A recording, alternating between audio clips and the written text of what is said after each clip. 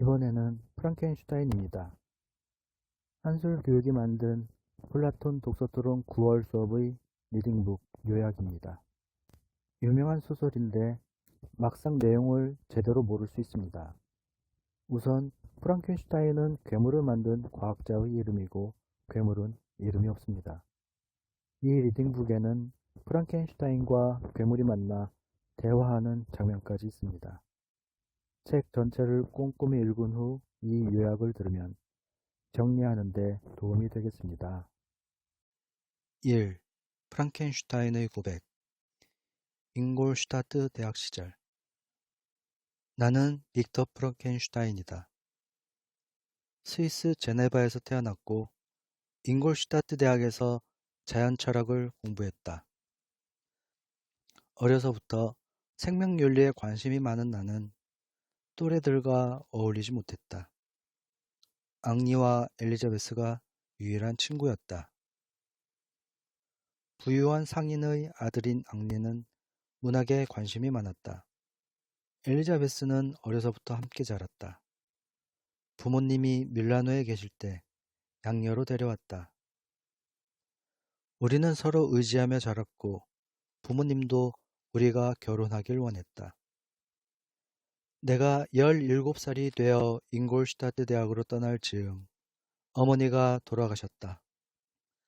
사랑하는 사람을 떠나보내는 슬픔은 말로 표현할 수가 없다. 대학에서 발트만 교수를 만난 것은 행운이었다. 엄청난 실험. 2년 동안 고향에 다녀오지 않고 공부에만 매달렸다. 대학에서 인정을 받았고 더 배울 것은 없었지만 생명의 근원에 대해 연구하기로 했다. 우선 죽음에 대해 연구했다. 끈질긴 노력 끝에 죽은 것에 새 생명을 부여하는 신비의 원리를 깨달았다. 인간을 창조하기로 마음먹었다. 키는 2m 50cm 정도로 하고 납골당과 시체 보관소에서 재료를 구했다. 여름이 지나고 다시 여름이 왔을 때에야 실험은 마무리 단계에 이르렀다. 나는 신경이 예민해지고 창백하게 야유었다. 창조된 생명체, 괴물. 을씨년스런 11월 어느 날 밤 새벽 1시, 내 연구는 결실을 보게 되었다. 희미한 불빛 속에서 생명체가 흐리멍덩한 노란 눈을 떴다. 끔찍했다. 팔다리 비례를 맞추고 아름다운 외모를 지니도록 노력했지만 지금 눈앞에 살아 움직이는 것은 전혀 그렇지 않았다. 그것은 공포스러운 괴물이었다. 나는 도망쳤다. 침실로 돌아와 피로에 눌려 잠이 들었다. 악몽에 시달리다 깨어났을 때 괴물의 얼굴이 유리창에 보였다. 나는 대학을 나와 음산한 아침의 거리로 도망쳤다. 스위스에서 온 합승 마차가 있었고 앙리가 내렸다. 반가워하는 앙리를 보고 너무 기뻤다. 앙리는 잉골슈타트로 공부하러 왔다며 고향 소식을 전해주었다. 같이 대학에 들어섰을 때 괴물이 걱정되었다. 보이지 않았다. 그게 사라진 것이 너무 기뻤다. 나는 쓰러져 몇 달을 누워 지냈다. 겨울이 다 갔다. 앙리가 엘리자베스의 편지를 건네주었다.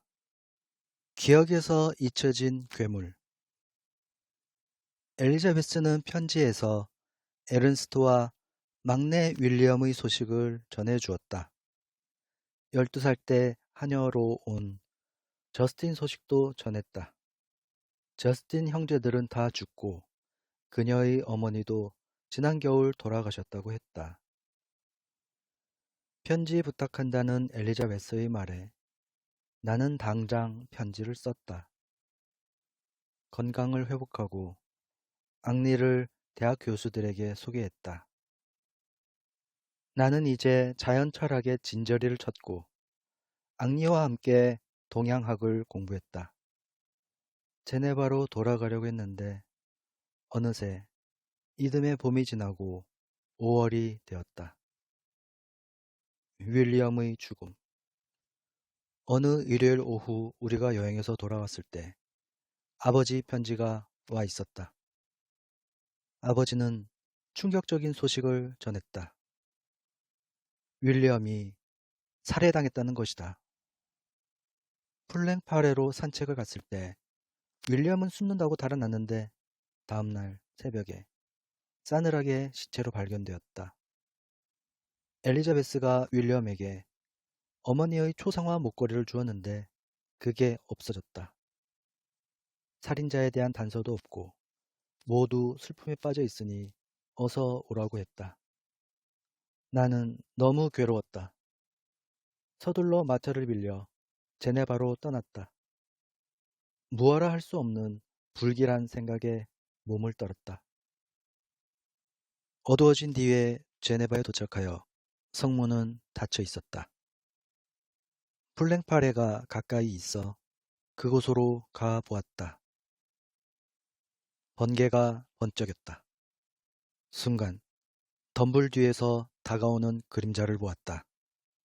그것은 내가 창조한 괴물이었다.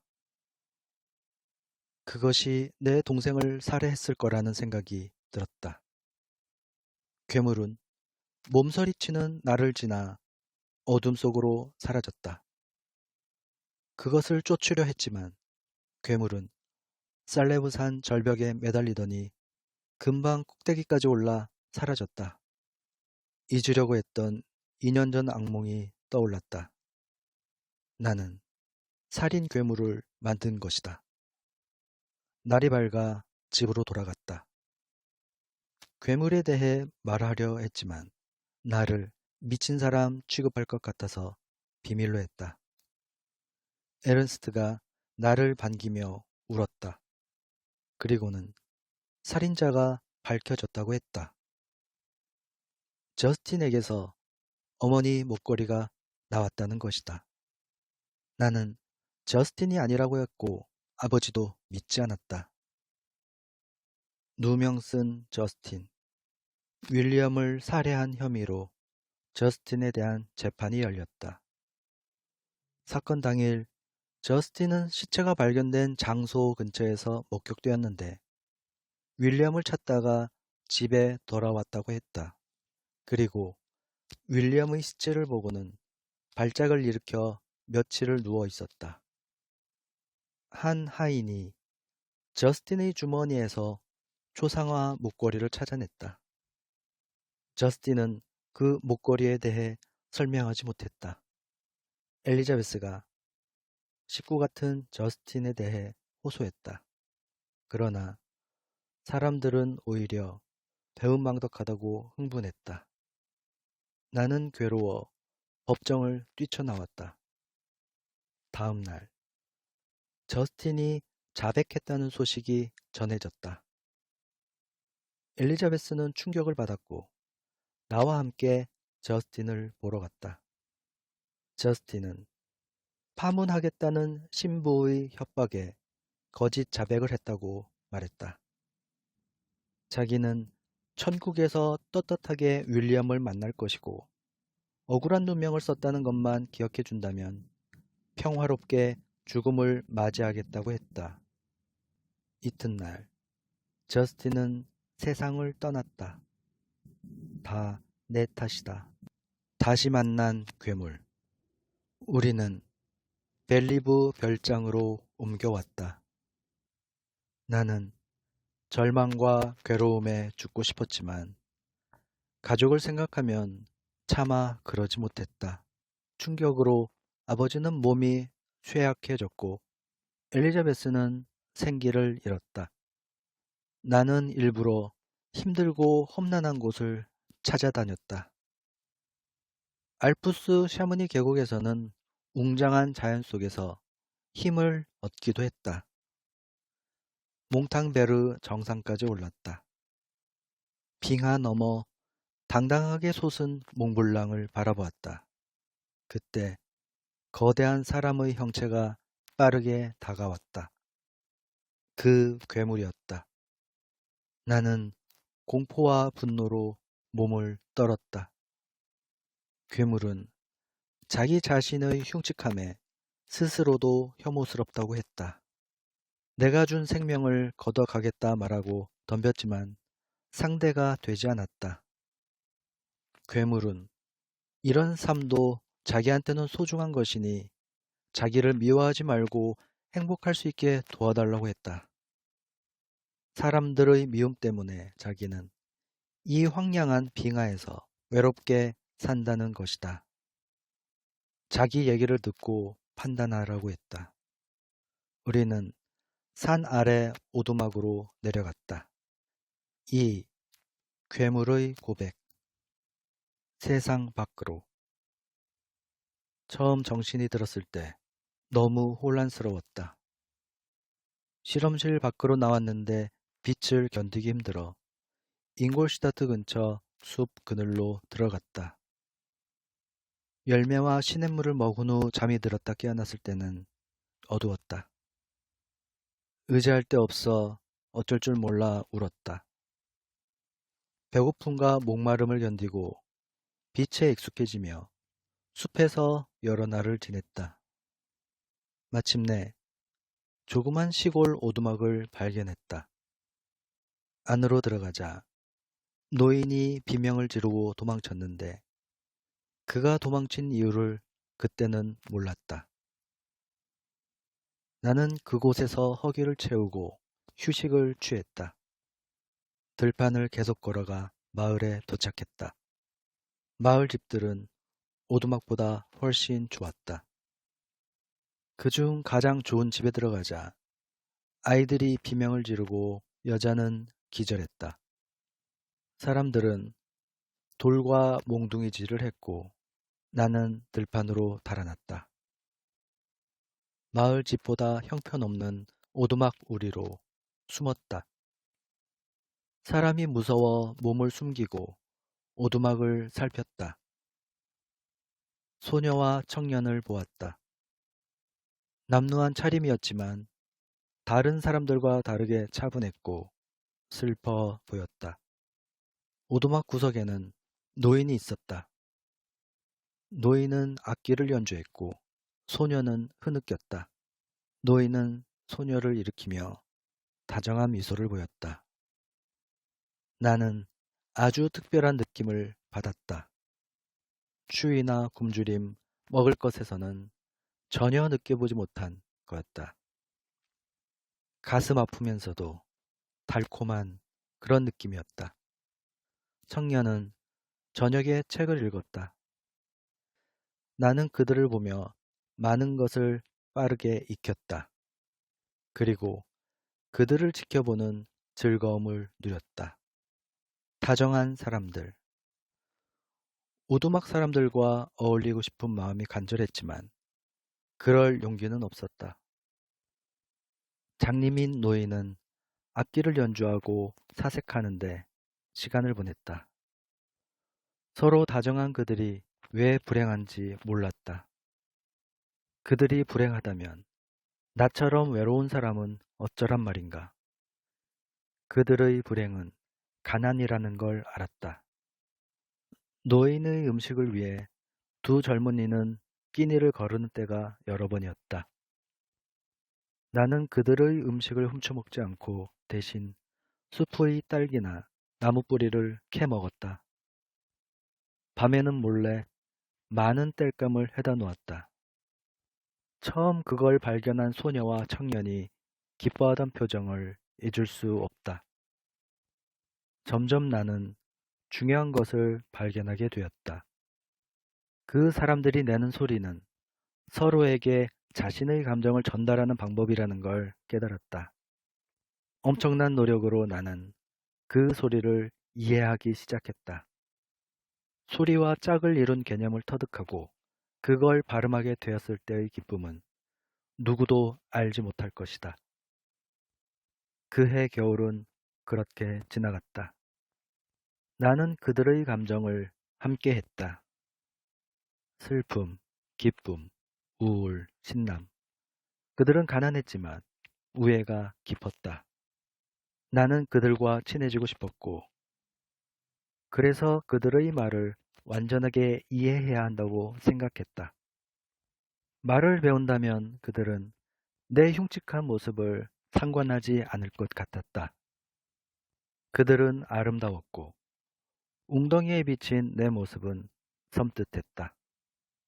내 사고력은 더욱 활발해졌다.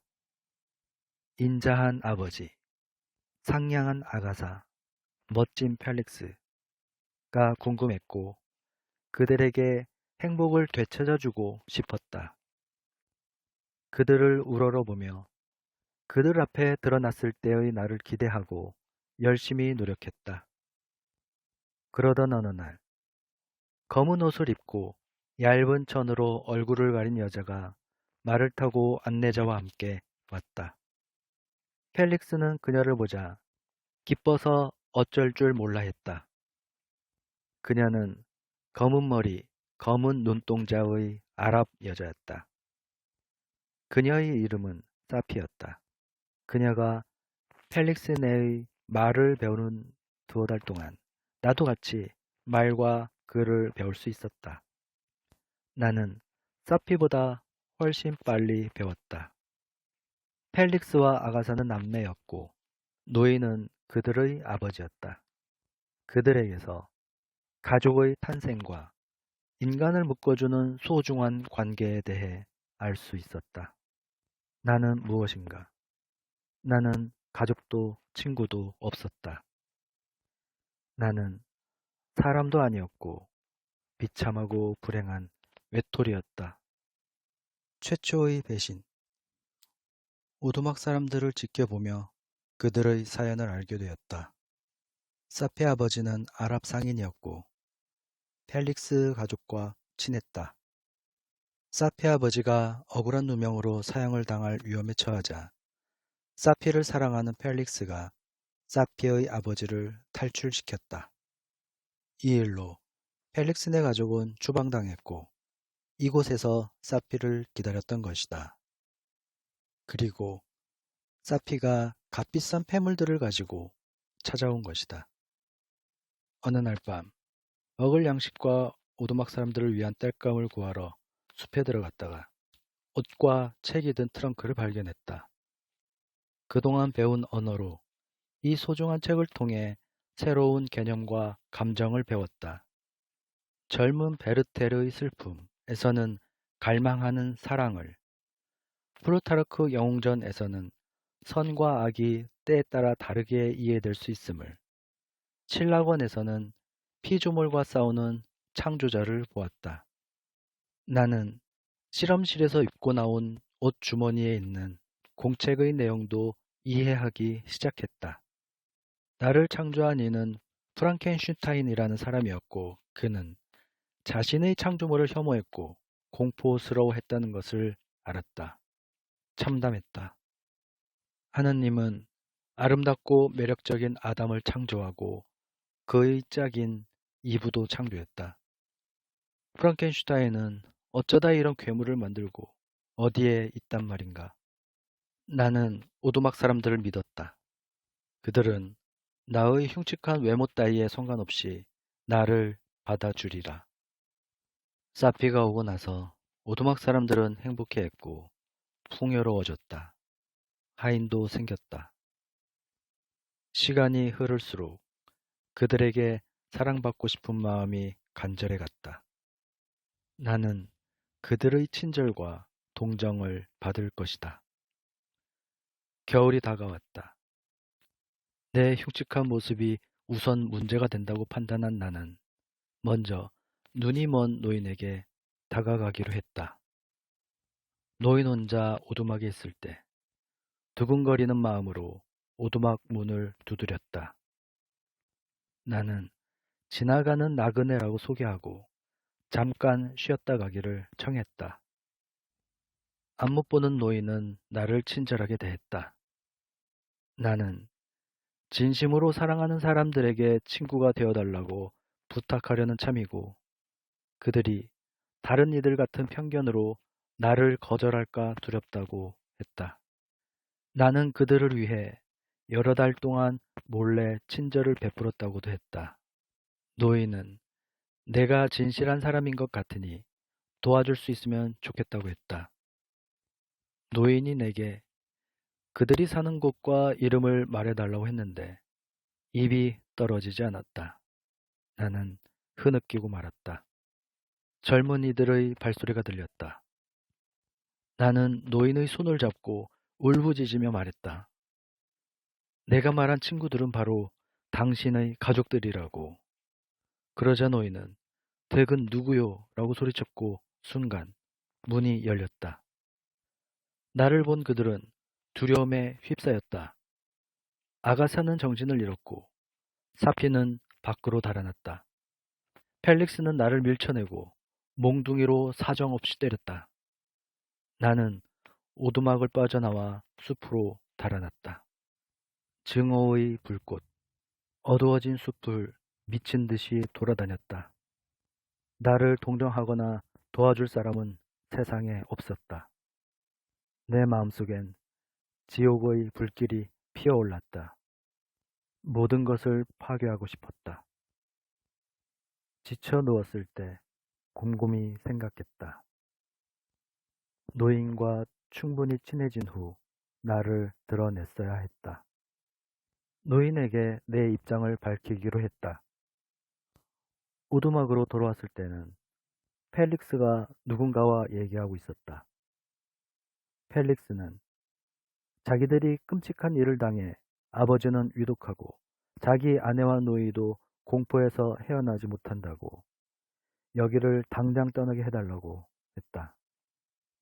그렇게 그들은 떠나버렸다. 내겐 기회가 없었다. 나는 복수심으로 오두막에 불을 질렀다. 세상 어디 가나 마찬가지일 것이다. 그러다 나를 창조한 프랑켄슈타인을 생각했다. 내가 기댈 사람은 그 사람밖에 없다.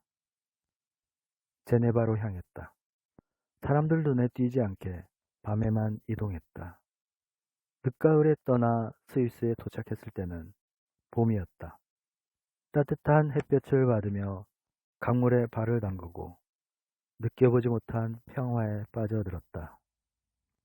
그때 사람들의 목소리가 들려왔다. 어린 소녀가 웃으며 달려오더니 발을 헛디뎌 급류에 빠졌다. 나는 달려나가 그 소녀를 구했다. 그때 농부가 달려와 나를 밀쳐내고 소녀를 안고 숲으로 들어갔다. 나도 모르게 그들을 쫓아가자 농부는 내게 총을 쏘았다. 조금 전 다정한 마음은 분노로 바뀌고 배신감과 억울함으로 고통이 더 커져갔다. 나는 인간을 영원히 미워하고 복수하리라 맹세했다. 그것이 무시당한 내 착한 마음에 대한 보답이다. 2달 후 나는 제네바에 도착했다. 저녁이었다. 나는 들판 으슥한 곳에 누워 프랑켄슈타인에게 어떻게 다가갈지 생각했다. 그때 예쁘장한 아이가 내 쪽으로 달려왔다. 문득 아이는 아직 경험과 편견이 없어 나를 무서워하지 않을 거란 생각이 들었다. 아이를 붙잡았다. 아이는 눈을 가리고 비명을 질렀다.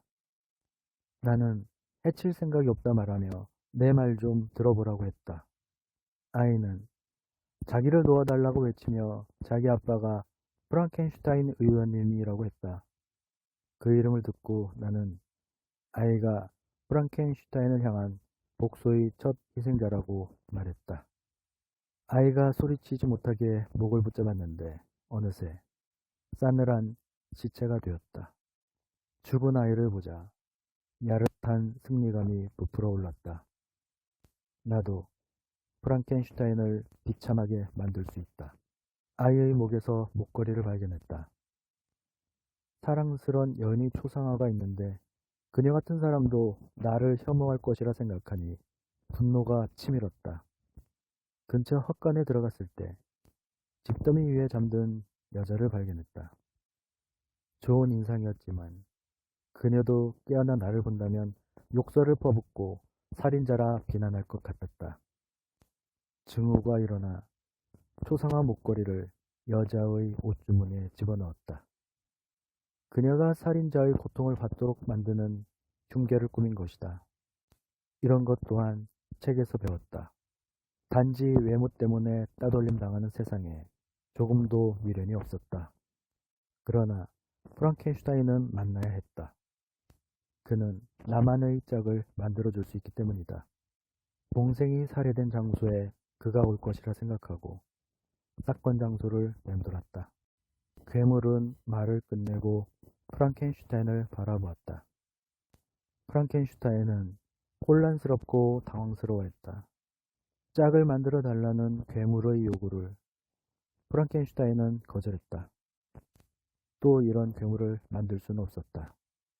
괴물은 자신이 악한 마음을 품게 된 건 비참했기 때문이라고.